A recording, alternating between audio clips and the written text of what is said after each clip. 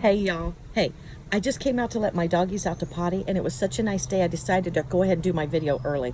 I don't have my tripod, so if it gets wiggly, just look away, but I got to tell you this. Okay.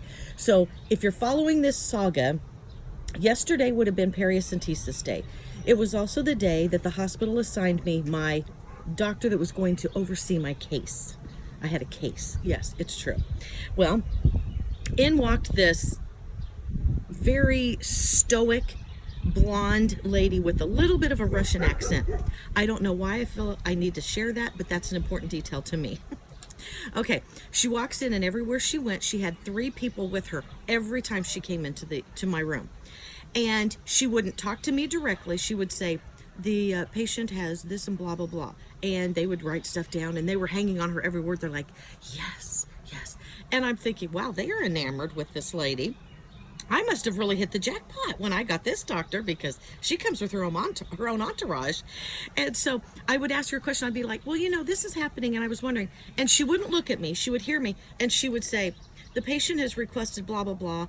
And then she would go on and she would give them the answer. And I'm thinking, I'm right here. I give you permission to talk to me.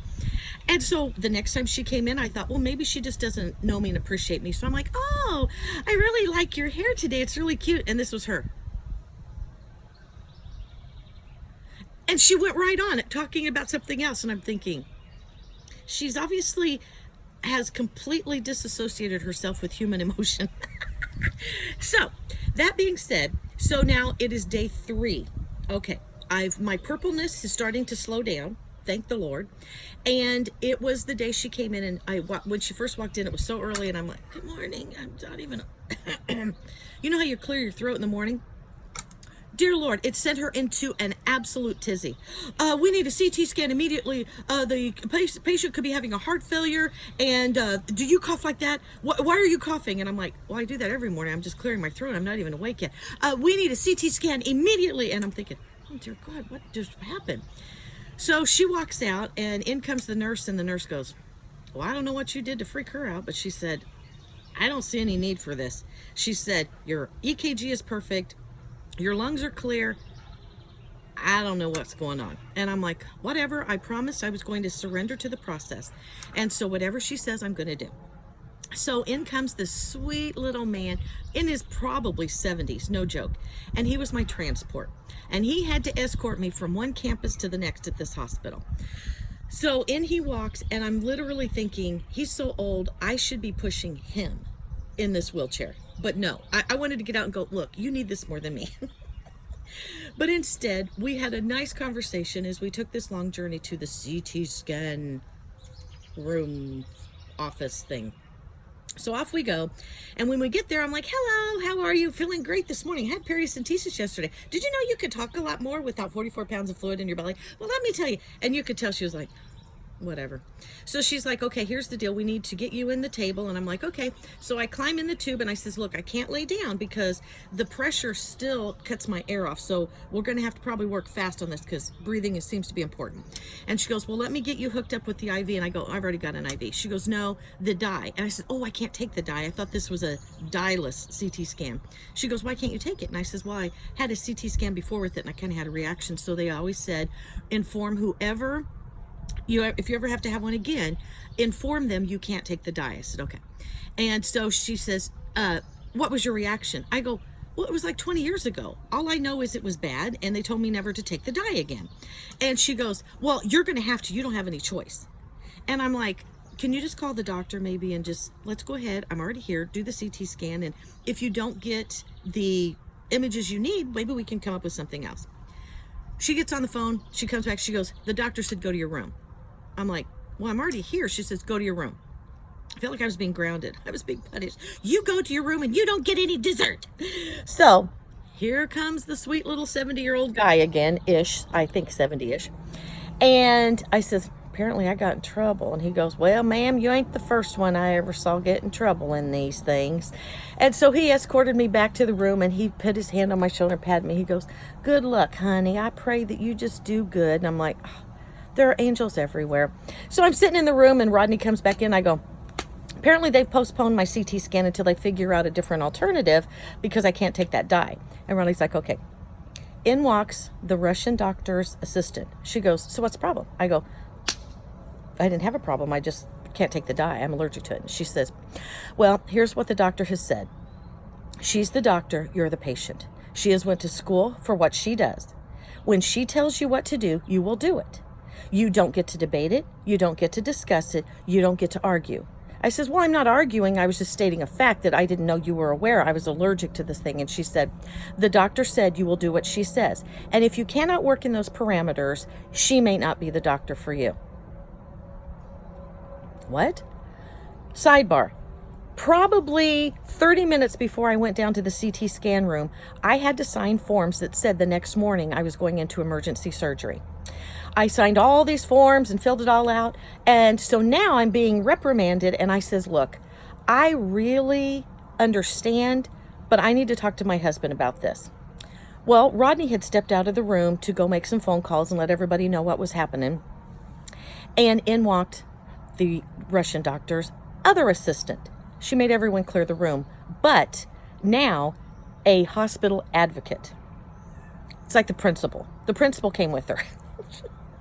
So this is what this assistant tells me. Hey, look, if you don't take this, you're going to die. We just want to keep you alive. Do you really want to die? I've seen your family. You have a beautiful family. Do you want to leave your family? Because that's probably what's going to happen if you just don't do what the doctor says. Don't you want to be a good patient to do what the doctor says? Okay, mind you, I'm as limp as a dish rag because they just removed all that fluid from me, so I'm still dehydrated and puny. And this is what I said. I leaned forward and I said, listen, I'm not afraid of death.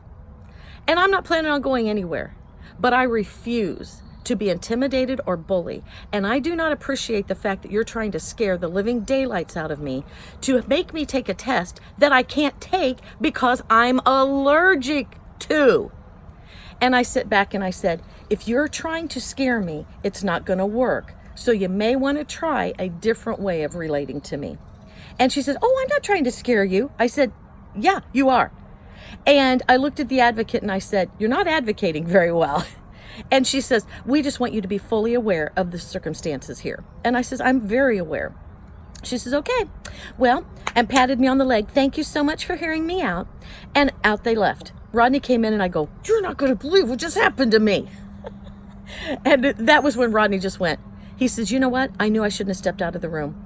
He says, you don't have to fight these battles. I'll fight them for you. Is he the best? Hearts, love you, Rodney. Little hearts popping. Yeah. And then he says, I'm going to get to the bottom of this. And I says, okay, that's fine. In walked the nurse. Now, this is the hospital nurse, not the doctor's minion. And she goes, well, here you go. Here's your discharge forms. I go, what? And she goes, yeah. She said, they walked out of the room, came to the desk and said to discharge you immediately. And I said, are you kidding me? She said, no. And she leaned forward and she goes, look, you're going to be just fine. And she goes, I would have done the exact same thing you're doing right now. She said, what you're doing is exactly what needs to be done in this situation. She said, some doctors just don't relate well to patients. Unfortunately for you, you just met the worst one here. Okay. That helped me, but I'm still now, knocking on heaven's door. And now I ain't got a doctor. So I'm thinking, well, okay. So we start packing up our stuff thinking, well, I'm going to go find another doctor. And which, by the way, I told her assistant, I said, look, I understand what you have to do. And I said, but you also need to know there's probably 200 doctors between here and where I live that can do the same thing. If she can't work with me, if she can't allow me some say-so in my own medical treatment, if she can't allow me an explanation, if she feels that something is detrimental if I don't, then I may need to find someone who's a little more communicative, better at communicating. Which is funny because I'm not good at communicating stingy. And so, yeah.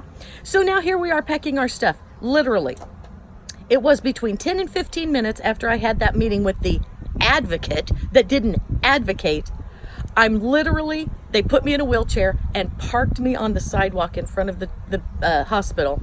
And I'm sitting there with my purse under one arm and my vase of flowers that someone sent me under the other. And I'm sitting there thinking, Literally, they parked me on the sidewalk and walked away. Rodney went and got the car. And while I'm sitting there, they parked this other poor lady. I'm thinking, what crimes did you commit? I'm here for disagreeing. Yeah, but she, bless her little heart, she didn't have any teeth. And she was, I think that she had some issues. And she had a giant, king-size bag of Cheetos, and she had several packets of ranch dressing that she had taken from the hospital cafeteria. And she was holding everything in her, trying to hold it all and manipulate her snack, and she was dipping the Cheetos in the ranch dressing, and she was just a chomping and a slurping. And I'm sitting so close to her that I'm thinking, I just got kicked out of the hospital. I don't know what I'm going to do next. But I had a feeling she was going to offer me those Cheetos, and I thought, at this point, I don't even care. I'll eat those Cheetos. Well, thank the Lord, I was never really approached with that situation because it may not have been wise. So here comes Rodney. He pulls up in front and gets in. I get in the car, and off we go. We get home, and unbeknownst to me, the nurse that was very encouraging had shoved all of those papers that I had signed in my bag. I don't know if she was supposed to do that or not, but she did. And as we started reading them, the doctor had a list of things that she was going to do. Probably a third of them were unnecessary. She didn't ask me if I wanted those. She didn't tell me she was going to do them. There was all kinds of, we're talking like she was going to remove all my lymph nodes. Well, that seems a little extreme. She didn't even know I had anything yet. And so it was a very invasive and debilitating surgery that she was going to do. Literally, I told Rodney, I felt like she was hollowing me out. It was very, very sad. She was removing organs, and it was, yeah. And she didn't even have a diagnosis yet. So we read all this list of things that I had already signed off on because I just thought they were going to go in and remove the tumor. I had no idea. And I looked at Rodney and I said, God promises in his word, he will ordain my steps. I have never been more sure of that than I am right now. To the fact that we couldn't drive. I couldn't ride. I couldn't ride the 10 minutes from my house to the hospital without excruciating pain. But somehow, God managed to get me in an ambulance, get me all the way to Kansas City to go to periocentesis, which was amazing. Amazing. Professional, painless, perfect, totally gave me a whole new lease on life. But then the next morning, he's like, you're done. You're not supposed to be here. So much so, I'm going to present you with a situation that's going to be out of your control because I'm going to take you where you need to go. Now, he ended up hooking me up with another doctor. That's another story for another day. I swear, I'm not trying to keep putting out these teasers, but I just don't want to keep you that long. But today's lesson for me last year was God totally directs my steps, 100%. He took me where I needed to be, as long as I needed to be. And then the second I needed out of there, he made me out of there. To the point that I was a pitiful pearl sitting on the sidewalk, just thinking, what have I done now? But yeah, looking back, he protected me greatly from what would have been debilitating. God is good. All right, talk to you tomorrow.